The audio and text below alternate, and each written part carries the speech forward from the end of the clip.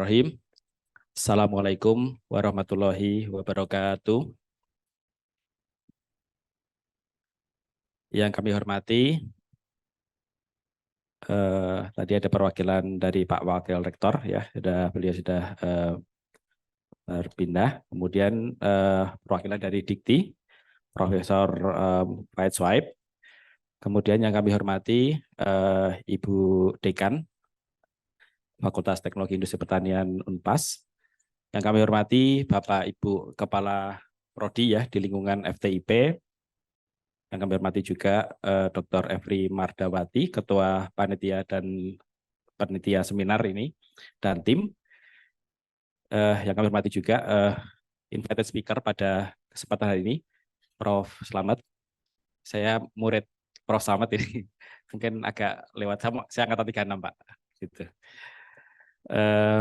Ya, kami hormati juga ada Ibu Baik Rin Handayani, Prof. Roni Kastaman, kemudian Bapak Adrian Zakari dan Bapak Zogi Ari. Hadirin dan mahasiswa Universitas Pajajaran yang kami banggakan. Alhamdulillah wa syukurillah kita panjatkan atas kehadirat Allah Subhanahu wa taala sehingga pada kesempatan baik ini kami masih diberikan kesempatan kita bertemu ya, bersilaturahmi di forum seminar nasional dan pertemuan ya, forum komunikasi perguruan tinggi teknologi pertanian se-Indonesia. Suatu kebanggaan bagi kami, kami diminta oleh pimpinan kami karena memang seharusnya memang yang hadir pada kesempatan hari ini adalah Bapak Kepala BRIN ya, Bapak Dr. Laksana Trihandoko. Beliau berhalangan hadir, yang kemudian didelegasikan kepada kepala kami, Kepala Organisasi Pertanian dan Pangan, Ibu Dr. Puji Lestari, dan kebetulan beliau juga sedang berdinas di China, sehingga meminta kami, saya selaku Kepala Pusat Riset Teknologi Tepat Guna, yang kebetulan kampus kita ya tidak terlalu jauh dari Jatinangor, Subang ya. Jadi dulu Subang kalau ke sini 3 jam lebih ya.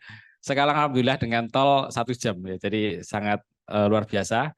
Dan ini tentu saja bagi kami suatu hal yang nantinya sangat mendukung ya untuk ke depan kita akan lebih banyak berkolaborasi, khususnya kami ya di Subang dengan kampus Universitas Pajajaran di Jatinangor.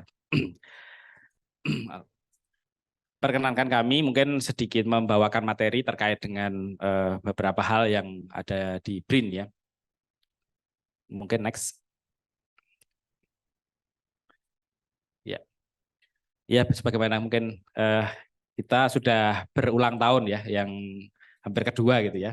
Kita didirikan melalui kebijakan pemerintah untuk mengintegrasikan seluruh lembaga riset yang ada di Indonesia, baik itu yang berada di badan-badan di bawah Presiden langsung, ada LAPAN, LIPI, BPPT, BSN, begitu ya, dan juga lembaga-lembaga riset, unit-unit kerja riset yang ada di kementerian, ya, dengan tugas pokok bahwa kita bertanggung jawab secara langsung di bawah Presiden ya untuk menyelenggarakan kegiatan penelitian, pengembangan, pengkajian dan penerapan serta invensi dan inovasi, serta penyelenggaraan ketenaganugrahan dan penyelenggaraan keantaraksiaan yang terintegrasi. Jadi total kita ada lebih dari sekitar 14.000 sivitas di BRIN seperti itu. Lanjut, Mbak. Nah, ini yang menarik bahwa kami di BRIN ya dengan tugas pokok fungsi yang ada ya, kita harus bersinergi ya dengan teman-teman dari Kemendikbudristek ya. Karena memang ada irisan ya, khususnya terkait dengan riset ya, yang memang itu menjadi ranah yang kita gunakan untuk pengembangan ya masyarakat di Indonesia. Nah, lanjut Pak. Nah, tadi kami secara umum ketika waktu integrasi ya, dengan total kita luar biasa banyak gitu ya. Sementara yang namanya lembaga itu ada batasan-batasan rentang kendalinya begitu ya. Sehingga itu membuat kami harus berpikir keras begitu ya untuk bagaimana kita mengorkestrasi sumber daya manusia, sumber daya infrastruktur yang luar biasa dari lembaga-lembaga litbang yang ada ya menjadi sebuah lembaga yang agile, yang bisa mobile kesana ke sini, sangat adaptif gitu ya. Sehingga kita membagi kelompok-kelompoknya ya di dalam 12 organisasi riset dan 85 pusat riset. Termasuk di dalamnya tadi ada kami di Pusat Riset Teknologi Tepat Guna dan Pak Nugroho tadi ya, Pusat Riset SBP PDI, LCE lah ya gitu ya. Lanjut. Nah ini organisasi yang ada di kita, ada 8 ya kedeputian dan 12 organisasi riset dan 85 pusat riset. Nah pusat-pusat riset itu berada di bawah organisasi riset yang setara istilahnya dengan eselon 1 begitu ya. Kami berada di OR Pertanian dan Pangan, sementara tadi Pak Nugroho berada di OR Energi dan Manufaktur begitu. Lanjut. Nah, ini saya kira tadi sudah saya sampaikan oleh Pak Faiz ya, bahwa tanggung jawab kita khusus untuk menuju Indonesia Emas ya 2045 sumbangsih lembaga-lembaga yang terkait dengan pendidikan adalah bagaimana kita meningkatkan ya kapasitas sumber daya manusia yang ada di Indonesia melalui perkembangan iptek. Ya, tentu saja tadi sudah disampaikan sangat banyak oleh Prof. Swaib ya. Nah kami disitulah bersama antara BRIN dengan universitas harus saling bahu-membahu meningkatkan kapasitas sumber daya manusia yang ada di Indonesia untuk nantinya menuju Indonesia Emas begitu. Lanjut. Nah ini mungkin sedikit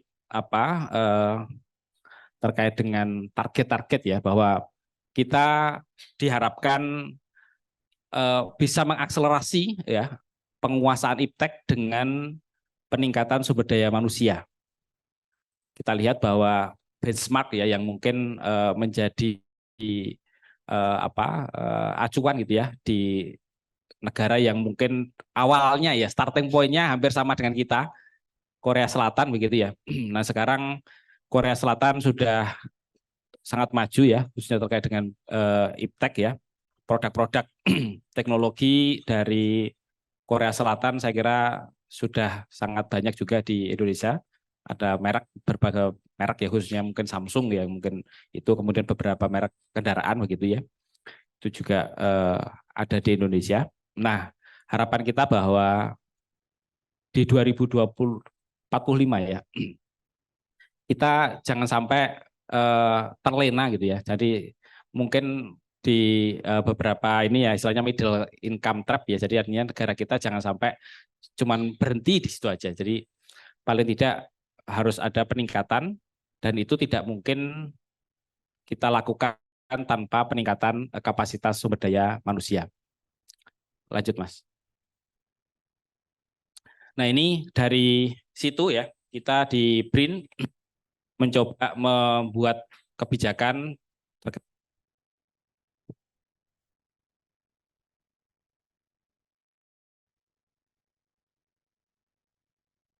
ya, arah dan target riset dari BRIN ya. Pertama, karena tadi kita berada atau kita mengintegrasikan ya sumber daya baik itu infrastruktur maupun manusia, sehingga secara umum sumber daya kita sangat luar biasa. Nah ini yang menjadi concern karena secara umum ketika sumber daya khususnya infrastruktur ya itu terpecah-pecah kecil-kecil gitu ya. Ini membuat biaya operasional luar biasa begitu ya. Sehingga kita lebih sekarang ya di BRIN mencoba mempusatkan berdasarkan bidang keilmuan ya seperti itu. Sebagai contoh mungkin di kita di Subang kita bergerak dari sisi teknologi tepat guna. Kemudian ada kampus BRIN yang ada di situ ya, terkait dengan industri kekinian ya 4.0. Kemudian di Serpong ya terkait ilmu material. Kemudian di Cibinong yang terkait dengan life science. Jadi sudah ada pusat-pusat yang kita bangun yang nantinya itu menjadi pusat of excellence yang infrastrukturnya sangat lengkap gitu ya, maju, dan itu bisa kita gunakan untuk mendorong riset dan bisa digunakan atau diakses oleh seluruh tidak hanya periset dari BRIN tapi juga periset dari seluruh Indonesia, baik itu dari lembaga-lembaga pendidikan maupun dari industri. Kemudian yang kedua, menciptakan ekosistem riset standar global yang nanti mungkin kita akan lebih jelaskan. Kemudian yang ketiga, menciptakan fondasi ekonomi berbasis riset yang kuat dan berkesinambungan. Lanjut, Pak. Nah, kami di BRIN karena memang secara umum bahwa secara total ya sumber daya manusia yang bekerja di bidang khususnya riset mungkin akan jauh lebih banyak dari teman-teman di akademisi ya, karena memang akademisi ada sumber daya dosen dan juga sumber daya segar ya, istilahnya setiap tahun ada sekian puluh ribu gitu ya mahasiswa yang hadir yang terdaftar begitu. Nah untuk itu kita di BRIN harus mencoba mengkolaborasikan antara kita BRIN dengan seluruh resources yang terkait dengan penelitian berupa open platform ya. Jadi sumber daya manusia kita, infrastruktur maupun mitra itu bisa diakses oleh seluruh mitra kita itu. Kemudian kita juga terdapat beberapa program yang nanti kita jelaskan lebih lanjut yang bisa kita kolaborasikan antara BRIN dengan akademisi begitu. Lanjut. Nah, ini merupakan kebijakan dari BRIN bahwa riset yang berstandar global itu bukanlah riset yang bahasanya itu biayanya sangat besar gitu ya, tapi tergantung jenis risetnya. Kita lebih mengunggulkan keikutsertaan sumber daya unggul untuk bersama-sama berkolaborasi ya dengan kurang lebih sekitar 70% artinya mengembangkan ide-ide, kemudian mencari funding bersama-sama gitu, yang didukung oleh infrastruktur yang lengkap yang berada di kampus-kampus BRIN yang memang yang kita menyebut sebagai kawasan sains atau kawasan sains terpadu begitu. Nah sementara support anggaran secara umum dari BRIN ya memang istilahnya 10% ya, tapi bukan berarti itu kecil begitu ya. Karena kita sudah menginvestasikan dalam bentuk infrastruktur dan sumber daya manusia. Nah ini sebagai contoh ini mungkin karena kita ya sekarang di BRIN, kepala pusat riset itu juga periset begitu ya, mungkin termasuk Pak Nugroho itu kan periset juga gitu ya. Jadi kita masih melakukan riset dan kita dibekali gitu ya oleh BRIN sejumlah rupiah yang kita berikan namanya Elsa Point ya. Jadi voucher digital yang kita bisa gunakan untuk mengakses fasilitas-fasilitas riset yang ada di BRIN. Dan itu bisa diredeem ya dengan publikasi, dengan kolaborasi ya, ada kolaborasi apa gitu bisa kita redeem, kita tingkatkan jumlah akunnya. Demikian juga dengan paten kekayaan intelektual juga bisa kita gunakan untuk meningkatkan akun kita gitu ya. Jadi itu yang kenapa kita bisa berkolaborasi ya, istilahnya kalau kolaborasi dengan kita, dengan BRIN nggak usah bayar, nggak usah bayar dalam konteks bahwa itu sudah dibiayai oleh periset BRIN yang berkolaborasi dengan Bapak Ibu sekalian begitu. Lanjut. Nah ini beberapa strategi yang sedang atau sudah dilakukan oleh BRIN ya, kebijakan berbasis sains bahwa BRIN sebagai lembaga yang mungkin termasuk salah satunya di tempat Pak Nugroho, kalau di tempat kami mungkin sangat teknis gitu ya, memberikan rekomendasi-rekomendasi ya berbasiskan hasil riset dan kajian-kajian ilmiah. Nah ini bisa kita lakukan juga dengan kolaborasi dengan universitas atau kampus begitu. Lanjut Mas. Jadi output dari tadi itu berupa science based policy, jadi segala sesuatu kebijakan yang dilakukan oleh khususnya pemerintah daerah itu berdasarkan data-data ilmiah. Saya masih teringat ketika saya dulu S1 ya, kebetulan kita penelitian dengan Badan POM ya. Kita membuat kajian terkait dengan apa namanya food additive ya, kajian berapa banyak sih yang dikonsumsi oleh masyarakat food additive kita gitu ya. Nah, itu kita jadikan dasar untuk mengatur ya, meregulasi penggunaan BTP bahan tambahan pangan di dalam produk pangan begitu.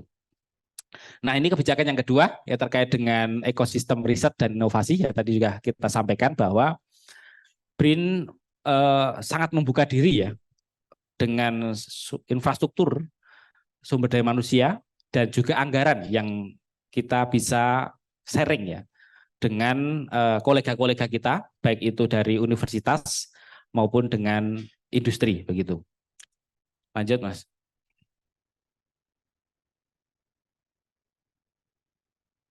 Nah ini mungkin sedikit ini ya, memang sangat ditekankan oleh Pak Kepala kita ya.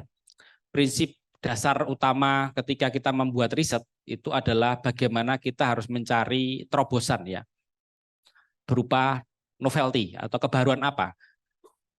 Kalau nggak ada novelty, ya cuma duplikasi atau mungkin bahasanya reverse engineering atau mungkin diseminasi. Jadi harus selalu kita cari dulu kebaruan apa yang bisa kita terapkan pada suatu kasus atau suatu problem yang ada di masyarakat, termasuk di dalamnya di industri seperti itu.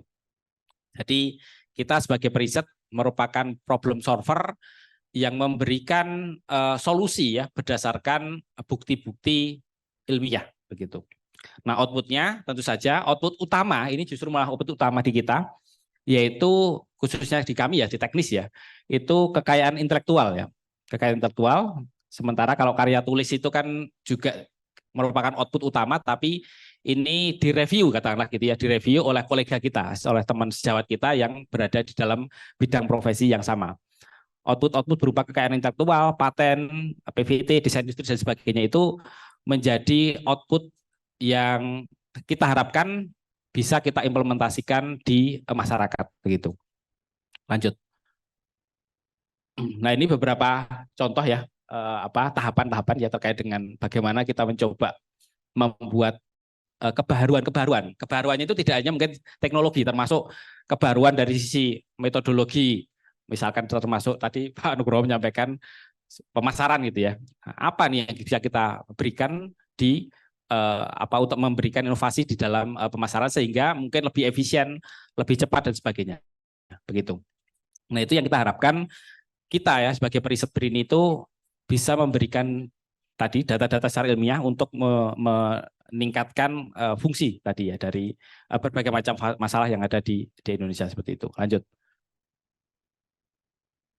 Lanjut, Pak.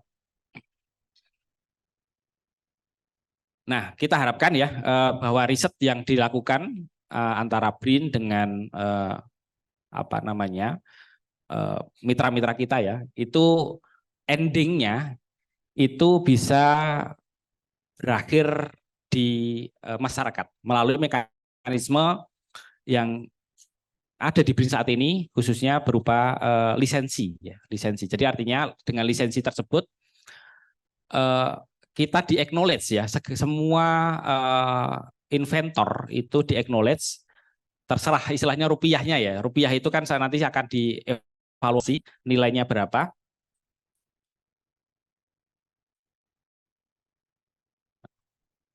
Hilang.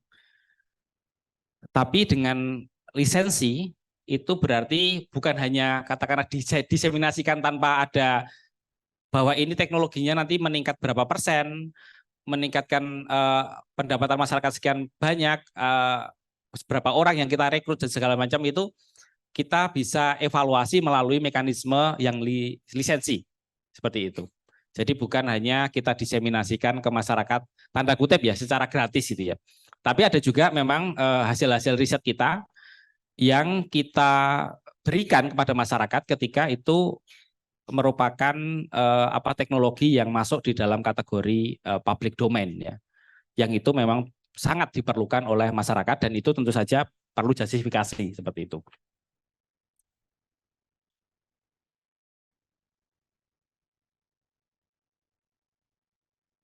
Nah, sementara pemangku kepentingan lain, jadi tahapan-tahapan di dalam riset BRIN ya, setelah kita lakukan khususnya ya ini di tahapan pertama, bagaimana kita bersama-sama dengan kolega kita membuktikan secara ilmiah bahwa teknologi kita memang proven ya,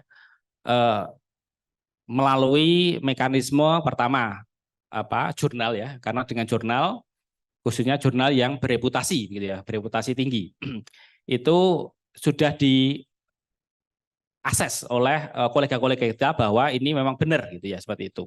Nah, kemudian masuk dalam tahap kedua di mana kita harapkan produk tersebut sudah diuji sampai ke level market dan itu biasanya tidak kita lakukan sendiri tapi kita harus menggandeng oleh mitra kita. Mitra itu adalah mitra industri. Nah, disitulah BRIN juga memberikan insentif berupa pendanaan untuk membuktikan ini. Tapi tentu saja ada sharing di situ. Ada bagian yang terkait dengan yang bisa disupport dari BRIN dan juga ada disupport oleh mitra kita. Nah, harapannya nanti yang terakhir bahwa produk tersebut bisa dimanfaatkan oleh masyarakat. Nah, kita juga menyadari bahwa secara hukum secara alami gitu kan ya. Invensi kita banyak sekali ya. Tapi memang ada invensi yang mungkin bagi kita seorang periset itu kan cenderung narsistik ya. Maksud saya kita mencoba bahwa kita teknologinya bagus segala macam, tapi kita lihat apakah pasar memang melihat itu? Apakah pasar itu memang membutuhkan teknologi yang kita ciptakan? Nah, itu akan kita seleksi ya secara alami melalui mekanisme-mekanisme yang ada di BRIN tadi seperti itu. Nah, ini beberapa contoh. Satu contoh yang mungkin sekarang masih berjalan risetnya begitu ya. Kita masuk dalam tahap bagaimana membuktikan dulu secara ilmiah apakah sudah terbukti atau enggak. Nah, baru nanti kita gandeng R&D, kemudian baru ke tahap pengujian di Kementerian Kesehatan, misalkan seperti itu.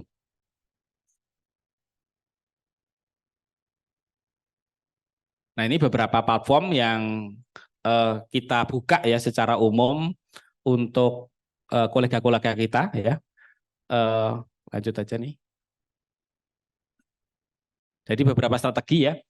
Yang tadi terkait dengan platform-platform ya, baik platform pendanaan maupun platform infrastruktur ya, nanti akan kita jelaskan lebih lanjut.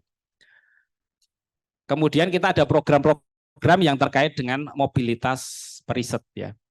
Jadi mulai tahapan istilahnya mahasiswa-mahasiswa yang masih belajar gitu ya, S1 ya, baik S1, S2 maupun S3, BRIN sangat mensupport begitu ya, melalui skema-skema kolaborasi pembimbingan ya, khususnya pembimbingan dari BRIN dengan universitas. Dan bahkan kita juga mempunyai program yang diberikan nama DBR dan saya kira itu sudah diterapkan di beberapa universitas ya, program Degree by Research di mana periset ataukah dosen tetap bisa bekerja begitu, tapi sambil mengambil program doktoral maupun program master begitu. Nah, ini beberapa program-program yang nanti mulai dari istilahnya bibit awal ya, umur 19 tahun sampai dengan bahkan kita setelah selesai lah gitu ya, sebagai katakanlah periset ya, jika memang mau mengabdi di perguruan tinggi itu juga terdapat mekanismenya di BRIN begitu. Nah, ini skema fasilitasi pembiayaan-pembiayaan yang ada di BRIN yang saya kira ada ya. Oke, baik, saya kira itu mungkin sedikit. Ini oke, tugas pokok fungsi. Nah, ini mungkin tadi yang sudah kami jelaskan sebenarnya bahwa kita banyak sekali program-program yang ada di BRIN yang bisa diakses oleh kita. Baik, ini program di SDMI, kemudian program pendanaan, program deputi fasilitasi, termasuk jika mahasiswa sudah selesai ya, selesai kemudian pengen membuat perusahaan startup, kita juga ada programnya. Oke, saya kira mungkin itu yang bisa saya sampaikan karena waktunya sudah habis. Nanti kalau ada pertanyaan kami persilakan. Kurang lebihnya saya mohon maaf. Nah, cuman termasuk ini ya, akses yang bisa kita gunakan untuk mengakses semuanya itu melalui website elsa.brin.go.id. Sementara kalau untuk pendanaan adalah pendanaan-risnov.brin.go.id. Saya kira itu saja mungkin yang bisa saya sampaikan karena waktunya sudah habis. Terima kasih atas perhatiannya. Kurang lebih saya mohon maaf. Bila itu hidayah. Assalamualaikum warahmatullahi wabarakatuh.